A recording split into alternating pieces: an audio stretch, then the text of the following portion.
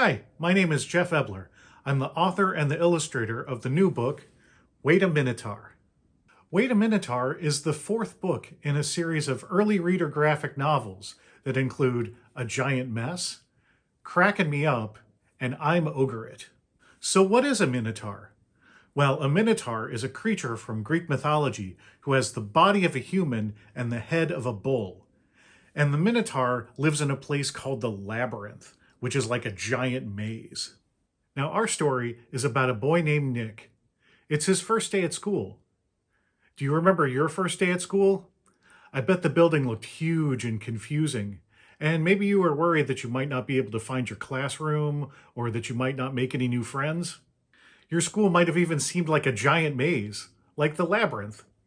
So Nick is standing up on a hill looking down at his new school. He's worried to go down there. And he hears a voice from behind him say, "Are you new here?" And Nick says, "Yes, it's my first day." And then the voice from behind him says, "Me too." Now we can see behind Nick is a Minotaur boy, and his name is Gus. And Gus says, "We are in room 1A. Now Nick doesn't see Gus yet. He just says, "It's a big school. How will we find our classroom?" And then Gus says, "Do you know what I would do?"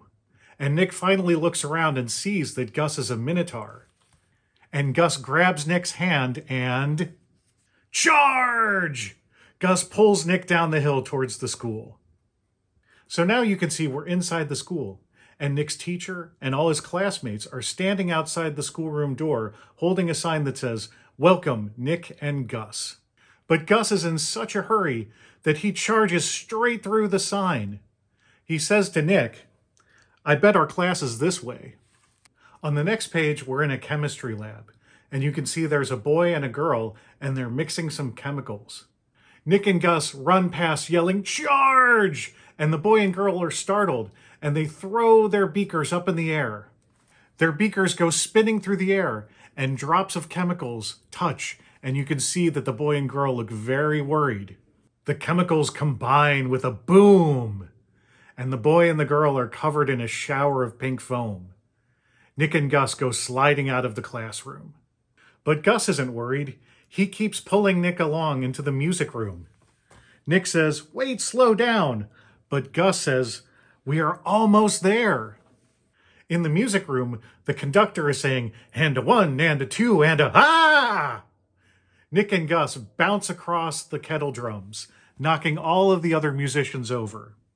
They break through the bass drum and run on to the gym. Nick and Gus run into the gym. They see a little boy who looks very nervous. Gus says, "What is wrong?" And the little boy points. We can see there is a group of kids all holding dodgeballs, looking very menacing. Gus says, "Run!" And Nick and Gus run off towards the art room. Inside the art room, we can see the art teacher saying, "Today we will paint this," and he's pointing at a vase with a rose. Behind the art teacher, Nick and Gus are running by. The art teacher says, "Draw what you see." He doesn't realize that Nick and Gus are standing behind him. The students look very confused. Nick says, "We have to go." As Nick and Gus are running away, the art teacher turns around. He says, "Where is my flower?" And then he looks at the boy's canvas and he sees that he has drawn Nick and Gus, and he says, "What is this?" Nick and Gus run through the cafeteria yelling, "Charge!" As they pass the lunch lady, he notices that she has a tray of donuts, and he says, "Donuts." And then the lunch lady puts one of the donuts on his horn, and Nick is saying, "Charge!" because he wants them to keep going. Nick and Gus are running down the stairs. Gus says, "Is our class down here?" They find themselves in a dark, creepy basement with a janitor cleaning up a mess. Nick says, "Nope," and they run back up the stairs. Nick and Gus find themselves in a hallway full of kids who are much taller than they are. Gus says, "Are we in the same school?" He wants to keep going. He says, "This way," but Nick has had enough. He says, "Wait a minute, we are lost." Gus says, "What do we do?" Nick looks at all of the things that they have collected along their way. And he says, we have to go back the way we came. And then he holds up his mop and he says, charge. And Gus is excited and he says, charge. So you might have noticed that Nick and Gus have things stuck to them from all of the classrooms that they've charged through, like beakers and foam from the chemistry room, or a drum from the music room, or a donut from the cafeteria, or a mop from the basement. Sometimes when you're lost, the best thing to do is to retrace your steps to figure out how to get back to where you want to be. So Nick and Gus are going to use all those things that were stuck to them to find their way back to their classroom. First, they're going to run past the janitor. And Gus is going to hand him the donut. He says, here you go. And the janitor says, thank you. Then they're going to run through the cafeteria. And Gus is going to hand the lunch lady the rose from the art room. Then they're going to run into the art room. And the art teacher has set up a new thing for his students to paint. He says, now we will paint this.